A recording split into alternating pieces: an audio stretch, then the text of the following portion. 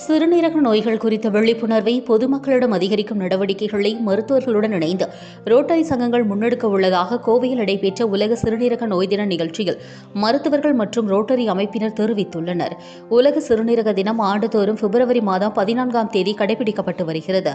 இந்நிலையில் சிறுநீரக நோய்கள் குறித்த விழிப்புணர்வை ஏற்படுத்தும் விதமாக கோவையில் உலக சிறுநீரக தின விழிப்புணர்வு நிகழ்ச்சி ரேஸ்கோர்ஸில் உள்ள காஸ்மோபாலிட்டன் கிளப் அரங்கத்தில் நடைபெற்றது. கோவை கிழக்கு ரோட்டரி சங்கம், கோவை மிட் ரோட்டரி சங்கம், கோவை இன்ஃப்ரா ரோட்டரி சங்கம், ஹார்ன்ஸ் கிளப் ரோட்டரி சங்கம் மற்றும் கோவை கிட்னி சென்டர் ஆகியோர் இணைந்து நடத்திய இந்நிகழ்ச்சியில் டாக்டர் ராமலிங்கம் சிறப்பு அழைப்பாளராக கலந்து கொண்டு சிறுநீரக நோய்களின் பாதிப்பு மற்றும் அவற்றை வராமல் தடுக்க வேண்டிய உணவு பழக்க வழக்கங்கள், உடற்பயிற்சியின் அவசியம் குறித்து பேசினார். விழாவில் ரோட்டரி சங்கங்களின் தலைவர்கள் ஈஸ்வரன், டாக்டர் நாகராஜ், காமராஜ், யோக பிரியா உட்பட பலரும் கலந்து கொண்டு பேசினர். முன்னதாக கோவை கிட்னி சென்டர் நிறுவனரும் இயக்குநருமான டாக்டர் ராமலிங்கம், கோவை கிழக்கு ரோட்டரி சங்க தலைவர் ஈஸ்வரன் மற்றும் பிரேம்குமார், சஞ்சீவி ஆகியோர் செய்தியாளர்களிடம் பேசினர். உலக சிறுநீரக தினத்தை முன்னிட்டு கோவையில் ரோட்டரி சங்கங்கள், கிட்னி சென்டர் மருத்துவமனை சார்பாக விழிப்புணர்வு நிகழ்ச்சி நடைபெற்று வருகிறது. சிறுநீரகத்தை நாம் பாதுகாக்க வேண்டும், சிறுநீரக நோய் வராமல் தடுக்க சர்க்கரையின் அளவை கட்டுக்குள் வைத்திருக்க வேண்டும், அதேபோன்று ரத்தத்தின் அளவையும் கட்டுக்குள் வைத்திருக்க வேண்டும். இந்த 2 முறையும் சிறுநீரக பாதிப்புகளை மிகவும் குறைக்கும். மேலும் பொதுமக்கள் வலி மாத்திரைகளை தாமாக உட்கொள்ளக்கூடாது, டாக்டரின் அறிவுரைப்படிதான் மாத்திரை மருந்துகளை எடுத்துக்கொள்ள வேண்டும். சிறுநீரக விழிப்புணர்வு என்பது மக்களிடம் குறைவாக காணப்படுகிறது. இனி வரும் காலங்களில் ரோட்டரி சங்கங்கள் சிறுநீரக நோய்கள் குறித்த விழிப்புணர்வுகளை அதிகம் ஏற்படுத்த நடவடிக்கைகளை எடுத்து வருவதாக தெரிவித்தனர். நிகழ்ச்சியில் டாக்டர்கள் மற்றும் ரோட்டரி சங்க நிர்வாகிகள், உறுப்பினர்கள் என்று பலரும் கலந்து கொண்டனர். First of all, I welcome you, Dr. Ramalingam, for this wonderful creating awareness among the public, and welcoming our AG, GGR, and sister club presidents, midtown president, and infra president, and press media people, and welcome you all the distinguished special invitees too. And today we will. Thank you, President Ishwaran, for the concise and warm speech. We request our past President Dr. Sanjeev, the event chair, to set the tone for today's program. Anyone knows the answer? How many liters of blood is filtered through our kidneys? 1 lakh. That's wrong. Many things have changed in treating patients. Breaking for 5 years to go where I thought I'd be happy.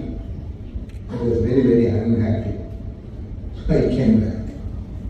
And the place was a very big hospital, well known throughout the world now for its chain of hospitals. So I felt very out of place. So I came back.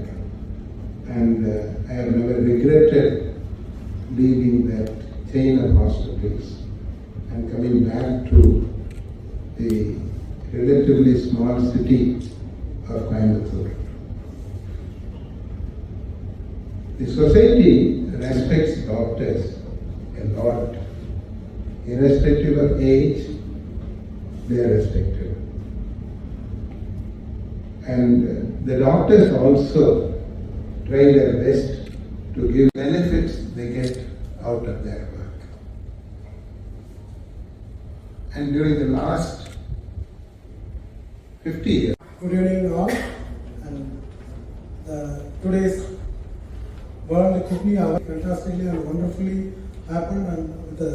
வணக்கம். இன்று உலக சிறுநீரக விழிப்புணர்வு தினம்.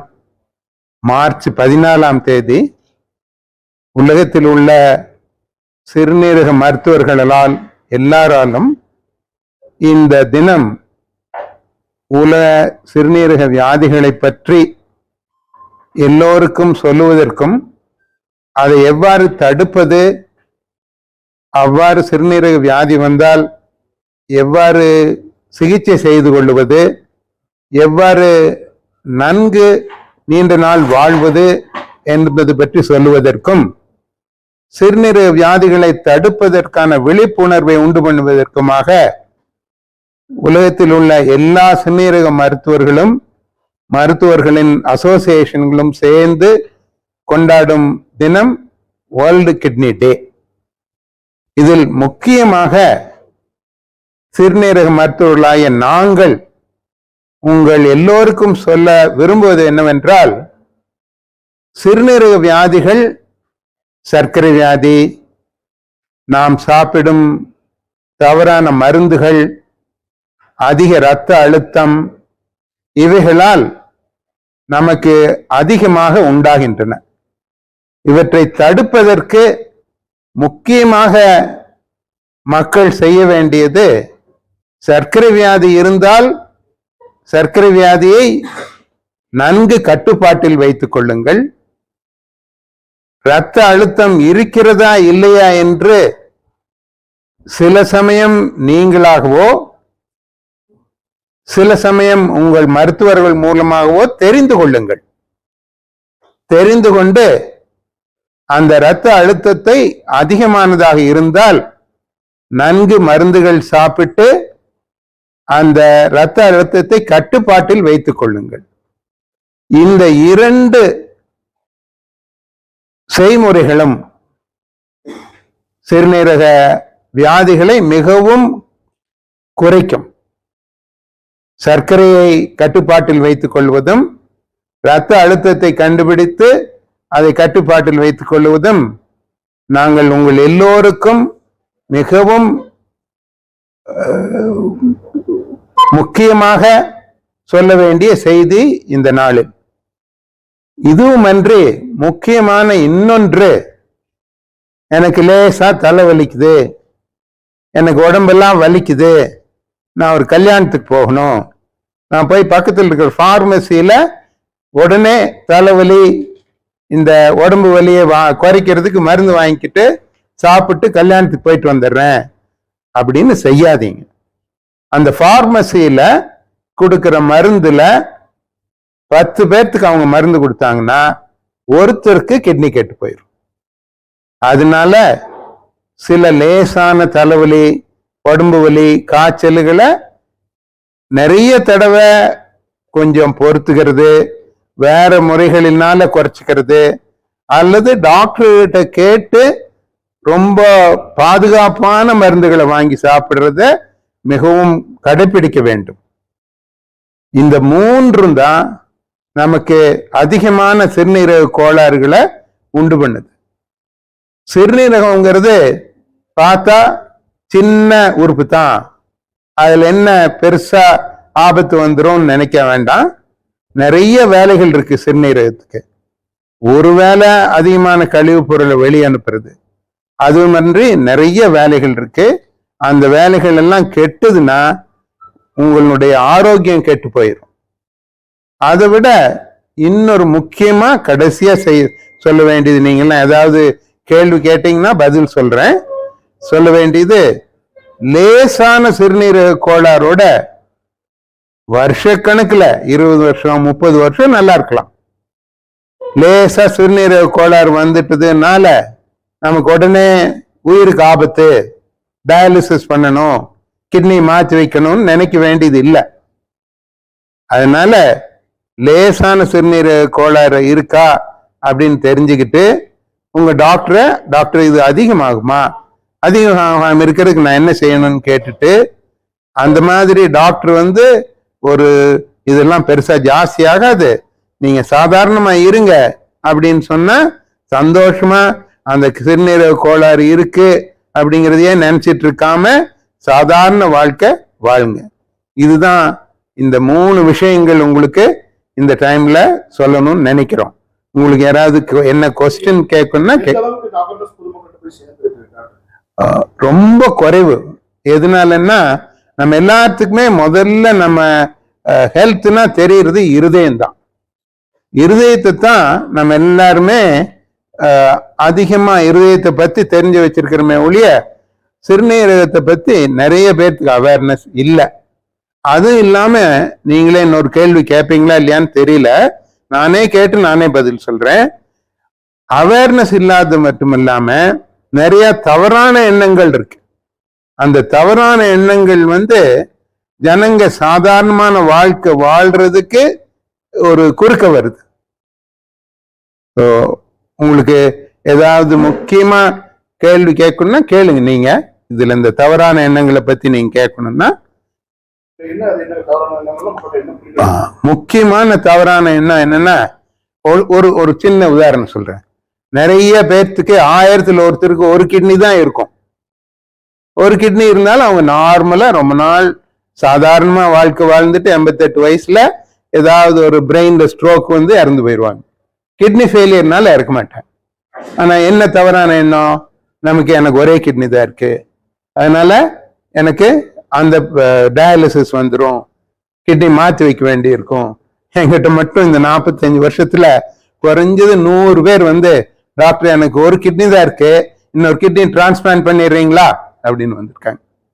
நான் நிறைய தடவை சொல்லி பார்த்துட்டேன், வேண்டாம் தம்பி, அதெல்லாம் உனக்கு வேண்டியது இல்லை, நீ ஒரு கிட்னியோடவே ரொம்ப நாள் நல்லா இருக்கலாம் அப்படின்னாலும் அவங்க புரிஞ்சுக்கிறது இல்லை. அதே மாதிரி இன்னொரு தவறான எண்ணம் என்னன்னா, டயாலிசிஸ் உடம்ப ரொம்ப கெடுத்துரும், டயாலிசிஸ் உயிருக்கு ஆபத்து உண்டு பண்ணிரும் அப்படின்ட்டு. இந்த தவறான எண்ணம் வந்து ரொம்ப பேர்த்த அஃபெக்ட் பண்றது இல்லை. கிட்னி ஃபெயிலியர் வந்தவங்கள தான் அஃபெக்ட் பண்ணி அவங்க வந்து டயாலிசிஸ் பண்ணாமையே உயிருக்கு ஆபத்து நிறைய பேருக்கு வந்துடுது. அந்த குரூப் சின்னதுதான். ஆனா நான் சொன்ன மாதிரி ஒரு கிட்னி தொந்தரவு உண்டு பண்றவங்கிற குரூப் வந்து நிறைய பெரிய குரூப். சிறுநீரகத்துல தொந்தரவு இருக்கிறதுக்கு முக்கியமான அறிகுறி வந்து நிறைய ஒரு 25 வயசு 30 வயசுல பிரஷர் ஜாஸ்தி ஆகிறது. அது அறிகுறின்னா அது கரெக்ட் அல்ல நான் சொல்றது, ஏன்னா வெளியே தெரியறது அல்ல. அது வெளியே தெரியறதுன்னு எடுத்துக்கிட்டீங்கன்னா, கிட்னி வியாதியில யூரினுடைய அளவு ரொம்ப குறைவா வர்றது, யூரின்ல ரத்தம் வர்றது, கால் வீக்கம் வர்றது. 2 காலும், ஒரு கால் இல்ல, 2 கால்லையும் வீக்கம் வந்ததுன்னா there is something wrong with your kidneys. வேற உறுப்புகள்லையும் இருக்கலாம். இது ஒரு ஆரம்பகால அறிகுறி. நீங்க காட்ட ஆரம்பகால அறிகுறின்னா யூரின் குறைவா வர்றது, ரத்தம் வர்றது, யூரின்ல இது காலில் வீக்கம் வர்றது. ரொம்ப அபூர்வமா அதிகமா யூரின் வர்றதும் கிட்னி வியாதியினுடைய ஆரம்பகால அறிகுறி. கிட்னி டொனேஷன் தம்பி 2ஆ பிரிச்சுக்கலாம். இறந்து போன, இப்ப என்னோட குடும்பத்துல ஒருத்தர் ஆக்சிடென்ட்ல இறந்து போறாங்க, அந்த ஆக்சிடென்ட்ல இறந்து போறவங்க கிட்னியை நான் கொடுக்கலாம். கொடுத்தேன்னா இன்னொருத்தருக்கு பிரயோஜனமா இருக்கும். அது வந்து ஒரு சமயத்துல எல்லாரும் முன் வந்து கொடுத்துக்கிட்டு இருந்தாங்க ஒரு 10 வருஷத்துக்கு முன்னால. இப்ப எல்லாம் ஏதோ ஒரு காரணத்தினால தயக்கப்படுறாங்க. நீங்க கேட்ட கிட்னி டொனேஷன் என்ன ஸ்டேஜில் இருக்குங்க. இன்னொரு கிட்னி டொனேஷன் வந்து உயிரோடு இருக்கிறவங்களே அவங்க சொந்தக்காரங்களுக்கு அல்லது அவங்க நிஜமாவே அன்பு செலுத்துறவங்களுக்கு பணம் வாங்காம தன்னோட கிட்னி ஒண்ணு கொடுக்கறது. ஒரு கிட்னி கொடுக்கறதுனால ஆபத்து வர்றது இல்லைன்னு டாக்டர் எல்லாம் கண்டுபிடிச்சு வச்சிருக்காங்க. அந்த பேசிஸ்ல முந்தி நிறைய பேர் கிட்னி கொடுத்துட்டு இருந்தாங்க. இப்ப ஏதோ மறுபடியும் ஏதோ ஒரு காரணத்தினால கிட்னி கொடுக்க உயிரோடு இருக்கிறப்போ கிட்னி கொடுக்க முன் வர்றவங்களுடைய எண்ணிக்கை, அண்ணன் தம்பிக்கு, அக்கா தங்கச்சிக்கு, மனைவிக்கு, குழந்தைங்களுக்கு கொடுக்கறவங்களுடைய எண்ணிக்கை குறைவா இருக்கு. ஸோ முக்கியமா சொல்ல போனா உங்க கேள்விக்கு கிட்னி டொனேஷன் பத்தி நிறைய சந்தேகங்களும் நிறைய தயக்கங்களும் இருக்கு. நான் நினைக்கிறேன் எங்களுக்கும் கரெக்டா தெரியல. தயக்கம் வர்றதுக்கு காரணம் அந்த இறந்து போனவங்க கிட்னியை கொடுக்கறதுல வர்ற தயக்கத்துக்கு காரணம், நம்ம இறந்து போனவங்க நம்ம சொந்தக்காரங்களுடைய உடம்ப கட் பண்ணி கொஞ்சம் கொஞ்சம் இது பண்ணிடுவாங்களோ, அசிங்கப்படுத்திடுவாங்களோன்னு நினைக்கலாம் ஜனங்க. கிட்னி இருக்கிற உயிரோடு இருக்கிறவங்க கிட்னி கொடுக்கறதுக்கு தயக்கம், நம்ம ஏன் கொடுக்கணும், இறந்து போன இன்னொருத்தர் இறந்து போன வாங்கிக்கலாம், விலைக்கு வாங்கிக்கலாம் அப்படிங்கிற எண்ணம் நினைக்கிறேன். எனக்கும் இது கரெக்டா தெரியாது. பெரிய அளவுக்கு அவேர்னஸ் இருக்கு. நீ அவேர்னஸ் சொல்றது உடல் உறுப்பு தானம் இறந்த அப்புறம் கொடுக்கறதுல நல்லது அப்படிங்கிற எண்ணம் ஏனோ ஜனங்களுக்கு அதிகம் வரமாட்டேங்குது. அது உண்மைதான். ஆரம்பத்துல எந்த ஸ்டேஜ்ல கட்டுப்படுத்தும்? கிட்னி வியாதிவா? கிட்னி வியாதியை கட்டுப்படுத்துறது ரொம்ப முக்கியமா நம்ம செய்யக்கூடியது வந்து அனாவசியமான மருந்துகளை சாப்பிடக்கூடாது, வலி மருந்துகள். ரெண்டாவது வந்து பிரஷர் இருக்கான்னு தெரிஞ்சுக்கணும். நிறைய தடவை நமக்கு பிரஷர் இருக்கான்னு தெரியறது இல்லை. எனக்கு வர்ற நோயாளிகள்ல ஒரு 10 பேர்த்துல 2 பேராவது எனக்கு பிரஷர் இருக்குங்கிறதே ஒரு 7-8 வருஷம் என்னோட கிட்னி டேமேஜ் ஆனப்புறம் தான் தெரிஞ்சுது அப்படிங்கிறவங்க. ஆனா அவங்களுக்கு என்ன வந்திருக்குன்னா தலைவலி வந்திருக்கும் லேசா, அவங்களுக்கு கொஞ்சம் வேற ஏதாவது சிம்டம் லைக் ஒரு கண் பார்வை கொஞ்சம் குறைஞ்சிருக்கும். அப்போ எல்லாம் போய் கண்ணாடி ஒன்று போட்டுக்குவாங்க. அந்த தலைவலி வந்திருக்குதுன்னா அவங்க வந்து ஒரு தலைவலி மாத்திரை வாங்கிக்குவாங்க. ஸோ அதனால இது வந்து நம்ம தடுக்கிறதுக்கு முக்கியமானது அடிக்கடி சின்ன வயசா இருந்தாலும் என்ன கஷ்டம் வந்தாலும் ஒரு தடவை ப்ரெஷர் பார்த்துக்கிறோம். என்ன கஷ்டம் வந்தாலும் ஒரு வாமிட்டிங் வந்தா கூட ஹாஸ்பிட்டலுக்கு போய் ஒரு ப்ரெஷர் பார்த்துக்கிறோம். அது பிரயோஜனமா இருக்கும்.